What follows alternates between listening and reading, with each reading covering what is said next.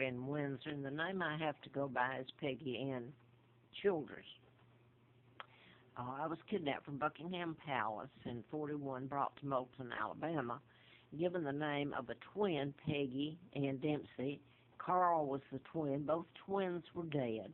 They stole my identity, or it was stolen, and I was given the name of Peggy, and that's how I grew up, thinking that was my name.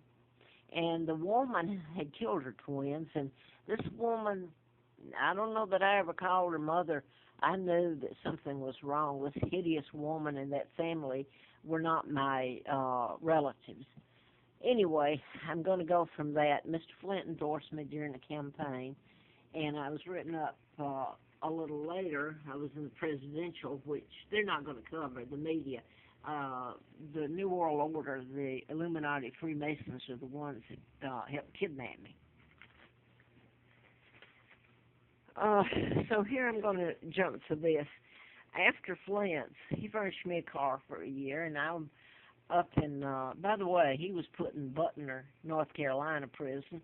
That's where they put the programmed, that people who have been programmed, they're in there for murder, serial murders. Part of them are totally programmed and has nothing to do with mental illness or being a psychopath or anything. They're programmed.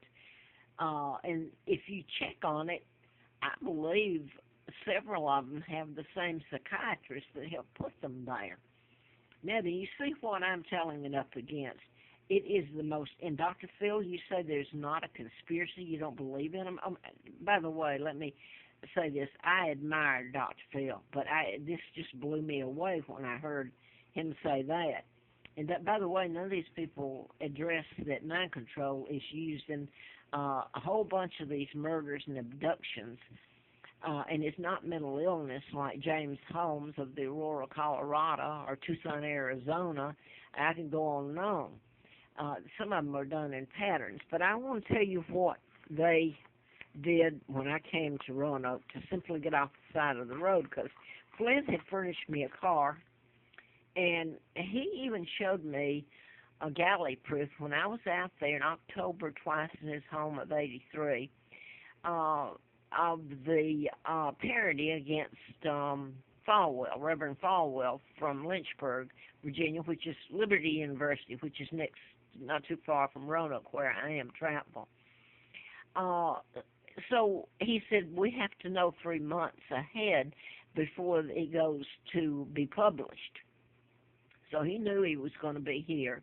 He was in Roanoke, Pop Building, Federal, where later, with Falwell, well, it was the U.S. versus Larry Flint. This whole thing, and I laugh. That's not a laugh. It's so hideous that so many people can know it, and it's such an organized, sick thing.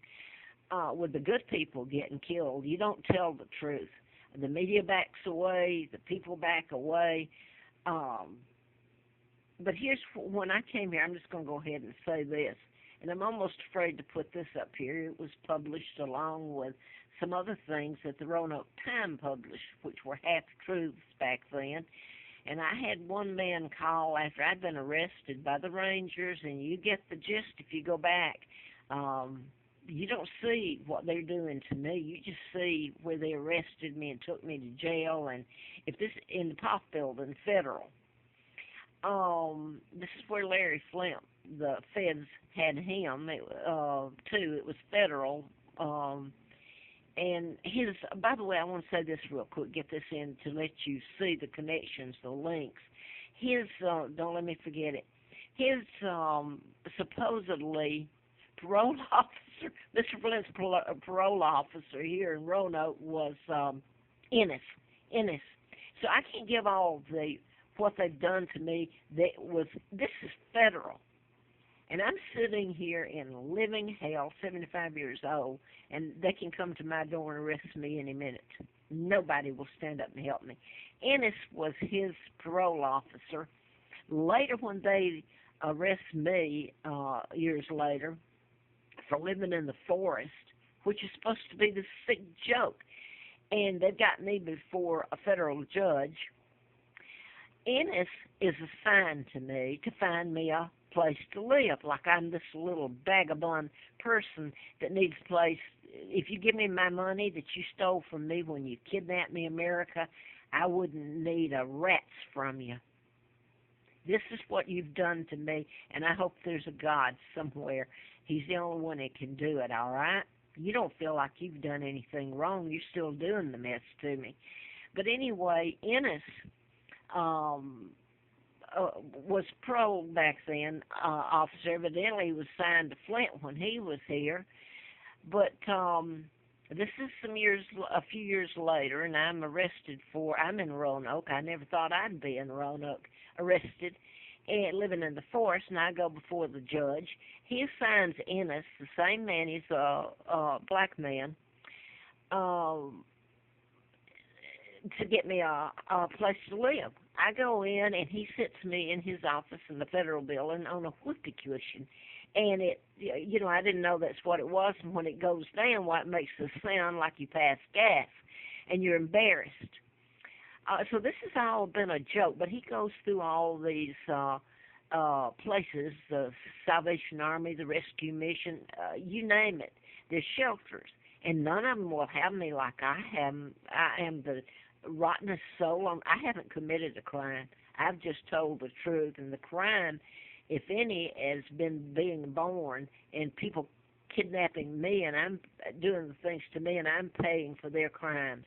So anyway, I'm going to jump from it. I remember he and his wife, this is the one time the federal people did pay for me to stay at a place.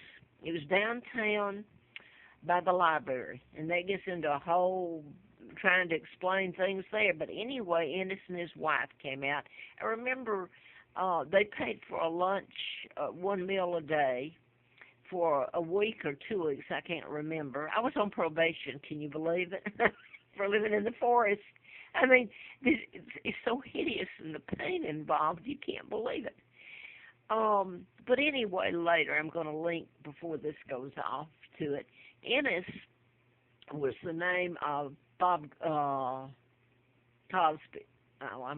Excuse me if I forget his name. He was on I Spy and Bill Cosby. Program, which I liked the program. But his son was named Ennis, and few years ago, his son was shot. He had, I believe, had a flat tire pulled off to the side of the interstate out in Los Angeles. And the man that shot him, young fella that shot him, was from Russia. So Ennis, you get the drift, the connection there. I don't need to go any further with how some of these are connected together, the mind control murders. Now then, this is the part of who has helped done stuff to me, and they've gotten wealthy off of it. None of these people would give me the time of day while they're killing me. I'm allergic to chemicals, so that's what they're doing. Now, I wanted to read this, and I won't have time. So, to read it by itself doesn't give you the gist of it, and I wish I could, so I'll try to link it up if I can.